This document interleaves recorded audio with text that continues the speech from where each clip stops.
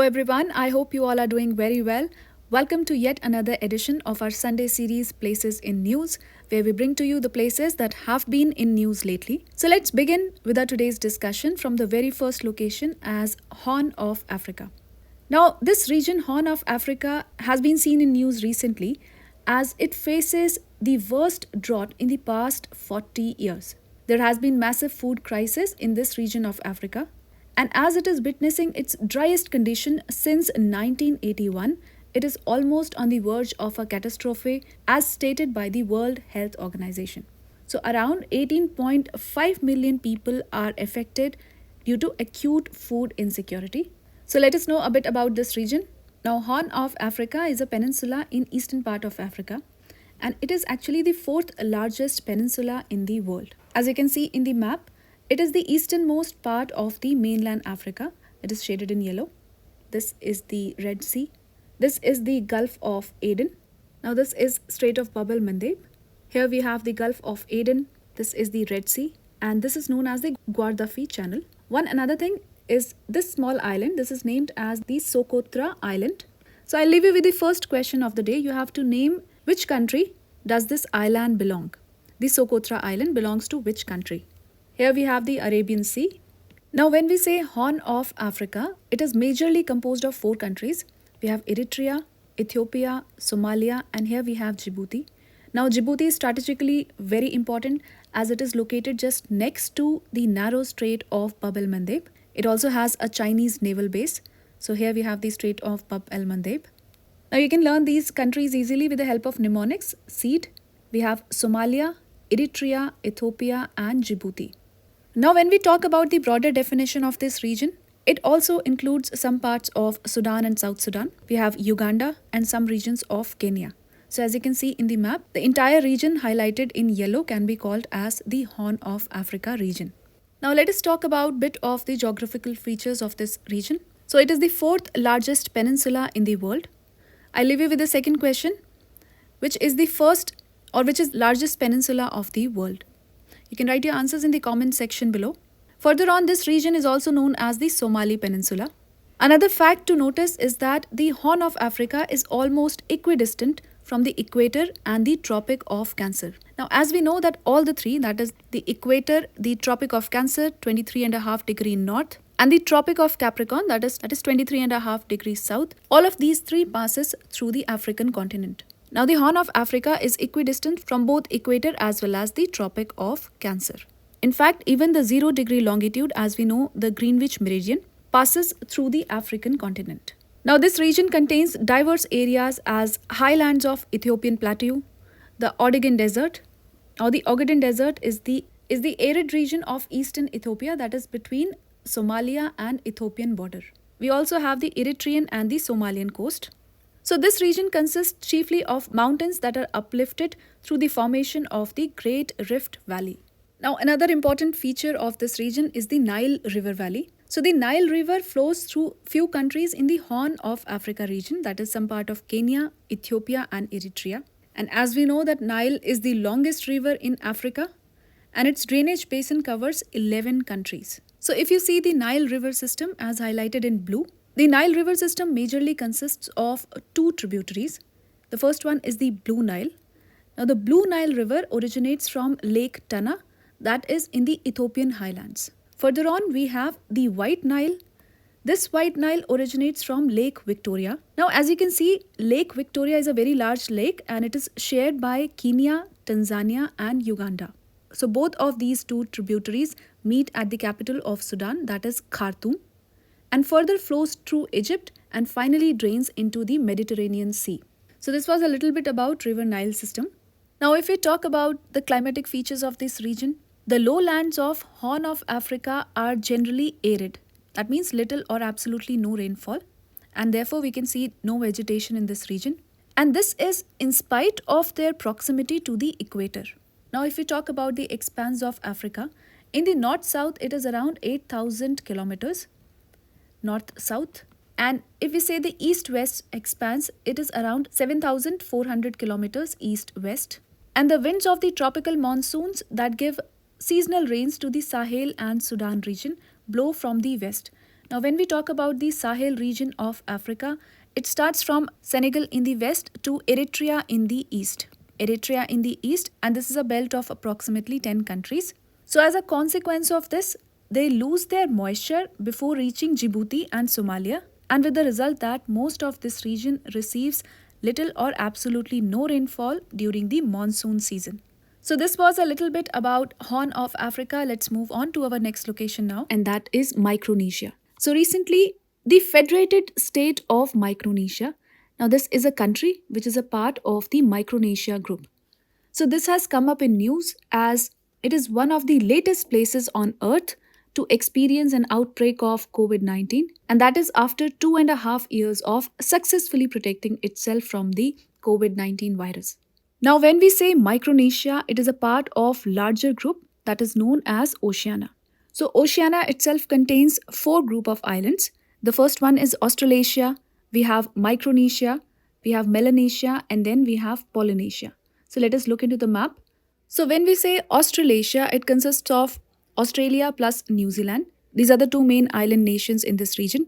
When we talk about Melanesia, it consists of majorly the Solomon Islands, Vanuatu, we have Fiji, we have New Caledonia, we have Papua New Guinea, the major locations which are highlighted in green.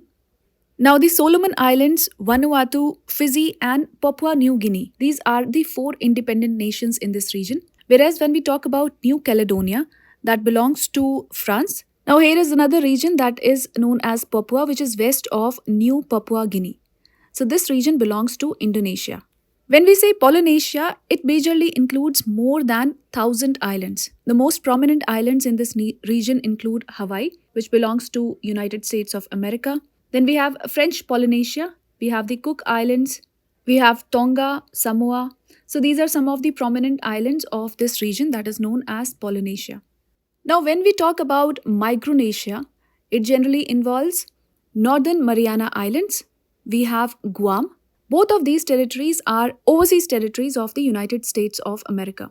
So we have the North Mariana Islands and Guam, which belongs to USA.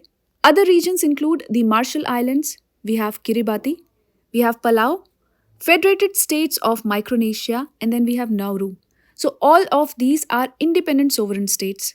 And here we are particularly talking about the Federated States of Micronesia that has been in news due to the COVID-19 breakout. Now, when we say the Federated State of Micronesia, it is a small island country in the Pacific Ocean that is home to around 110,000 people. It is composed of around 607 islands with a total land area of around 702 kilometers square. If you see in the map, the Federated States of Micronesia shares its sea borders with other small island nations and territories in the Micronesia region. For example, we have Guam over here, the Republic of Marshall Islands, we have Northern Mariana Islands. Now, the larger neighboring states include Philippines in the west, we have Hawaii in the east, then we have Papua New Guinea as we have seen in the map, Australia to the south and Japan to the north. Now, let us see a little bit of geography of this region. So, the Federated States of Micronesia consist of four island states that include Yap, Chuuk, Kosrae, and then we have Pohnpei. Now, this is the island where the capital of the Federated States of Micronesia, that is Palikir, is located. So, Palikir is located in this island. And all of these four islands are a part of the larger group of islands which are known as the Caroline Islands. Now, further on, these islands vary geologically from high mountainous islands to low coral atolls. Now, when we say coral atolls, it means ring-shaped coral reef, island or series of isles. So, an atoll is surrounded by a body of water that is known as a lagoon. We also have volcanic outcroppings on Pohnpei, Kosrae, and the Chuuk Islands. Islands stretch across an estimated 2,900 kilometers square of sea, giving the nation 14th largest exclusive economic zone in the world. Now, when we say the exclusive economic zone, so any country or any sovereign nation has certain special rights with respect to the exploration and usage of marine resources. And this is according to the UN Convention on Law of Seas, that is UNCLOS, which was signed in the year 1982. It grants countries special right over the marine resources up to 370 kilometers, or you can say that 200 nautical miles from the baseline. So this was a little bit about Micronesia. Let us move on to our next location. Ethiopia is one of the countries from the Horn of Africa region. So recently this has come up in news as Amnesty International called for an investigation into massacre of more than 400 Amhara civilians in the Ethiopia's Oromia region. So as you can see in the map, Ethiopia is a country in the Horn of Africa region. And with the secession of Eritrea, so you can see here, over here, Eritrea, which was one of its former province of Ethiopia along the Red Sea, the country Ethiopia became landlocked. Now, as you know, the Horn of Africa is a peninsula that is situated in the northeast of African continent, and the countries that are included are Eritrea, Ethiopia, Somalia, and Djibouti, as we have already discussed. And this region has a strategic importance. The capital of Ethiopia is Addis Ababa. It shares its boundary with Eritrea to the north, Djibouti to the northeast, Somalia to the east, Kenya to the south, and South Sudan and Sudan to the west. Here we have the Red Sea, and this is the Gulf of Aden. Now, if we talk about some of the geographical features of Ethiopia, it is located in tropical latitudes. It is nearing the equator. The highest point is Mount Dashan. The lowest point is the Danakil Depression. If we talk about the lake, the largest inland lake is Lake Tana, and this lake is famous as reservoir for the Blue Nile River. Now, Blue Nile River, as we have discussed, is a tributary to the famous Nile River. If we talk about drainage system, now the western drainage system, the largest one includes the Blue Nile, which is also known as Ebe in Ethiopia, and the other rivers are the Tekezi and the Baro rivers.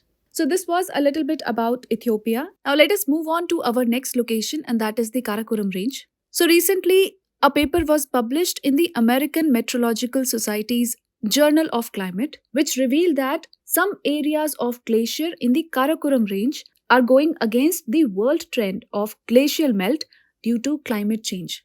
Now, in the world where glaciers are shrinking, these mountain ranges are witnessing a balanced ice cap, or you can say that an increased ice cap. And this word is termed as the Karakoram anomaly. Now, the word anomaly itself means something different than the usual. So, the Karakoram anomaly has been witnessed since the start of the 21st century. And basically, the reason given is the recent revival of the Western disturbance that has been instrumental in triggering and sustaining this particular process. So, when we say Western disturbances, these emerge from the Mediterranean and move to Central Asia, West Asia, all the way from Afghanistan, Pakistan, and then comes to India. Therefore, India gets rainfall in November, December, January due to the Western disturbances. Now, second reason given for this is the irrigation in the lower areas. That is, the moisture is being transferred from the lower areas to the snow-clad regions. Now, when we talk in context of India, the Himalayan glaciers are of utmost importance, particularly for millions of people who live downstream, and these people depend on the perennial rivers that starts from these glaciers. Now, let us talk about the Karakoram ranges. So, the mountain belt in the north includes the Karakoram range. We also have the Ladakh range, and then we have the Zanskar range. Further on, we also have the Pir Panjal and the Dauladhar ranges. So the Pir Panjal and Dauladhar ranges extends both in Jammu and Kashmir as well as Himachal Pradesh, and these are part of the Lesser Himalayas. So as we know that Himalayas are divided into the Trans Himalayas, we have the Greater Himalayas, and then we have the Lesser Himalayas. So our Karakoram range, Ladakh range, and the Zanskar range are part of the Trans Himalayas. We also have Pamir Knot in this region, the Pamir Knot. And it is the region from where different mountain ranges start. For example, we have the Suleiman range. We also have the Hindu Kush range. We have the Himalayan range. Then we have the Tian Shan, which extends to Tibet. So this is the Pamir Knot region. Now coming back to the Karakoram range, it starts from Afghanistan to the Gilgit-Baltistan region of Pakistan-occupied Kashmir, extending to the Ladakh region, and then all the way to the Aksai Chin. So most part of the Karakoram mountain range lies in the Gilgit-Baltistan region, and this region is controlled by Pakistan. Now K2 is the highest peak of the Karakoram range, which is also the world's second highest peak. So K2 is around 8,611 meters in height. Well, this was a little bit about the Karakoram range, and with this we call it a wrap of today's edition of Places in News. I hope you liked the video. I will see you with some other video tomorrow. Till then, take care and do stay tuned.